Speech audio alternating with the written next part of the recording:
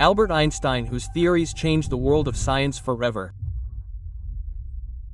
There was a time in his life when he was wandering from door to door for 9 years in search of a job. Even among his classmates, if anyone did not get a job, it was only Einstein.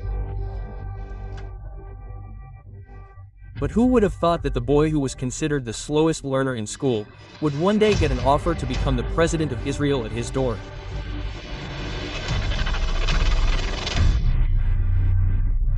What did Einstein reply to this Israeli ambassador, and what were the reasons due to which no one was ready to hire such an intelligent person? Once again, flattery in Zem TV videos. Nazarene Albert Einstein was born in 1879 in the German city of Ulm. He was looked at with strange eyes in his childhood itself because he was not like other children. He was a very slow learner. He started speaking late, and in school, teachers considered him an average or weak student. But the reason behind this was that Einstein looked at everything with curiosity. If he did not understand something in school, instead of memorizing it by rote, he would try to understand its concepts. Due to which he always lagged behind in the course. Einstein was very creative since childhood, and this was his weakness and later became his strength. Einstein's early education took place in Munich, where he did not like the strict discipline-based system of German schooling at all. A time came when, fed up, Einstein left school and shifted to Switzerland with his family so that he could make his place in the liberal education system there. He wanted to take admission in physics and mathematics in Zurich Polytechnic College there. In the entrance examination, he solved the maths and physics paper immediately. But he failed miserably in other subjects like geology, literature, and politics. After the entrance examination, the college professor called Einstein to his office. He was quite surprised to see Einstein's answers in maths and physics. He wanted to know who taught Einstein all this. To which Einstein replied that he had studied all this himself. But Einstein had failed miserably in other subjects in which mostly rote learning was enough. The professor told him that if he wanted admission in this college, then only mathematics and physics would not work. He would have to spend 1 more year in school to prepare for other subjects. Disappointed, Einstein had to spend 1 more year in school, and luckily the next year he passed the entrance exam of Zurich Polytechnic College. But taking admission in college did not change Einstein's nature. Here also he would skip boring lectures, study on his own, and was not very impressed with the professor.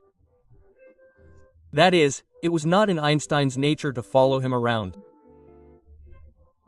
The result of all this was that when Einstein graduated in 1900, his professors refused to give him a job recommendation.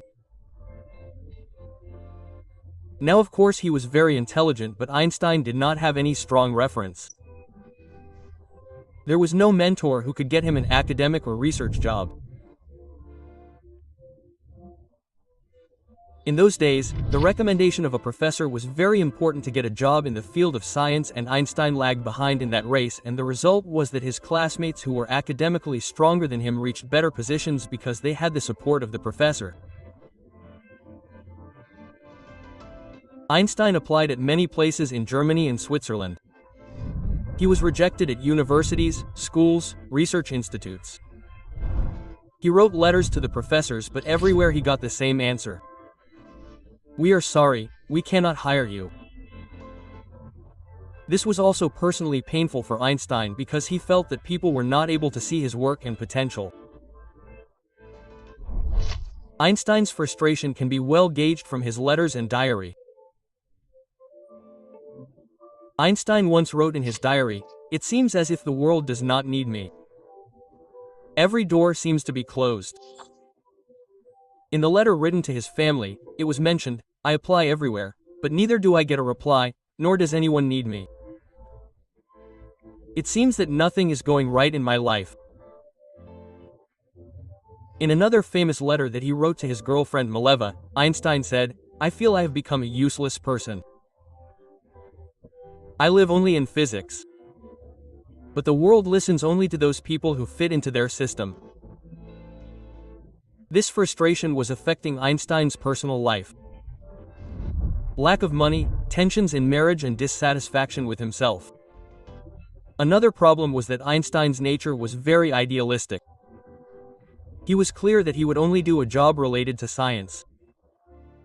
He had no interest in practical or commercial jobs.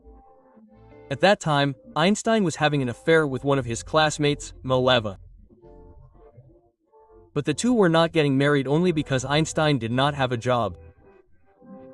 Financial pressure was increasing. Mileva was expecting Einstein to earn something, but Einstein's hands were tied. A time came when Einstein had to earn money by becoming a private tutor, where he used to teach maths and physics to school students. Finally, a friend of Einstein advised him to apply for the job of an examiner in the Baron Patent Office. It was a low-level government job, but at least it was a start. Einstein applied and surprisingly, without much experience, he got the job in 1902. Einstein's job in the Baron Patent Office was to check the applications for new inventions and patents,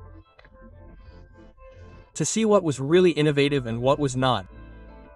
This job was boring, but it was like a straw to hold on to for Einstein. Since this job was 9 to 5, he continued his scientific research on nights and weekends. Of course, this was not the professor's job for which Einstein was striving. But whatever was there was better than nothing. After that, a time came when Einstein's fortunes started changing. While working in the patent office, Einstein made the biggest bang of his career in 1905. In a single year, he published 4 revolutionary papers. These included special relativity, photoic effect, Brownian motion, and mass energy equivalence, also known as E = mc square. These papers shook the scientific world of that time. Suddenly, the name of a person doing a simple job in the patent office started becoming famous among the scientists of Europe. One of Einstein's papers, photoic effect, became the foundation of quantum physics, and the other, special relativity, changed the understanding of time and space. After passing out in 1900, finally in 1909, i.e. 9 years after graduation, he got a job offer to become an assistant professor at the University of Zurich. People never fully understood the personality of Albert Einstein. The image of Einstein outside the world of science has been very confusing. On one hand, people show him in a funny way. A strange, socially awkward scientist with disheveled hair who was only engrossed in his books and theories. On the other hand, he is also seen in a serious and important political role. In 1932, Einstein fled from Germany, just a year before Hitler took power there, because Hitler was very much against Jews and Einstein also belonged to a Jewish family. Einstein moved to America and became a professor of theoretical physics at Princeton, New Jersey. He was not only a hero of science but also a famous and respected face of the Jewish community all over the world. During this time, the process of forming the State of Israel was going on, and there was a lot of fighting in Palestine over this issue. Finally, Israel formally came into existence in 1948. But after just 4 years, in 1952, Israel's first president, Koham Weizmann, passed away. Now the Jewish community had no leader. So at that time, the Zionist leaders thought, why not make Albert Einstein the next president? After all, he was a renowned physicist and was also respected in the society. Meaning, he had become not only a scientist but also a political and cultural icon. On the 17th of November 1952, Einstein received a letter. This letter was sent by Abba Eban, who was Israel's ambassador to the United Nations at that time. It was written in the letter that through this letter, Prime Minister Ben-Gurion's message is being conveyed to you that if the Israeli parliament votes you to be the president of Israel, will you accept this offer? If you agree, you will have to shift to Israel and take citizenship there. The Prime Minister assures that in such a situation, you will be allowed to continue your scientific work with complete freedom and convenience. This was a very big and emotional offer. But Einstein had different plans. The reply he gave brings out another aspect of his life. Einstein wrote in response that I am very emotional about the offer given to me by Israel to make me the president. But at the same time I am sad and ashamed that I cannot accept it. I have been dealing with objective things all my life. That is why I neither have the nature to handle people nor the experience of fulfilling official responsibilities. That means Einstein did not consider himself fit for political leadership. At that time Einstein was 73 years old. When he got this offer, he told a guest staying at his house that this offer was very awkward. Later he also explained to a Jerusalem newspaper which was campaigning for him that I do not want to face any such chance where I have to go with the decisions of the government which can go against my conscience. That means Einstein was not refusing only because he was not politically fit, but also because he never wanted to go against his conscience in his life. Then no matter how big a position or respect he got, people who were getting emotionally excited about the idea of making Einstein the president were forgetting one important thing, that Einstein was definitely sympathetic to Israel. But he was never a passionate Zionist.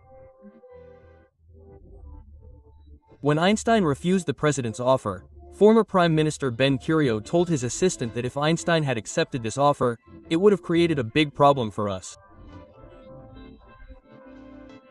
Because in 1946, 2 years before the formation of Israel, Einstein had said in front of an international community that the idea of a state is not in my heart.